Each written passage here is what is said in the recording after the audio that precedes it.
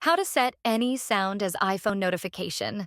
Setting a custom sound for your iPhone notifications might seem tricky, but it's entirely possible without a computer or any expenses. First, you'll need the audio file you want to use. Download your desired sound using apps like Documents by Reddle or a browser, ensuring the file is in MP3 or M4A format. Next, open GarageBand and create a new project. Select the audio recorder track, tap the Tracks View button, and then use the Loop browser to import your downloaded file.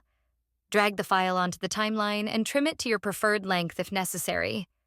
Once the sound is ready, export it as a ringtone by tapping the arrow icon, selecting My Songs, and holding the project to choose Share.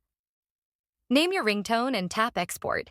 To set the custom sound as your notification tone, go to Settings, Sounds, and Haptics. Select the type of notification you want to customize, and find your new sound under the ringtone section. Remember, using GarageBand is essential for converting and saving custom tones directly on your iPhone.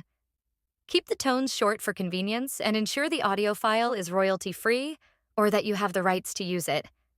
By following these steps, you can easily set any sound as your iPhone notification tone and customize your notifications to make your phone truly unique.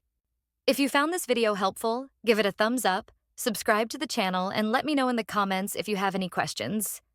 Thanks for watching.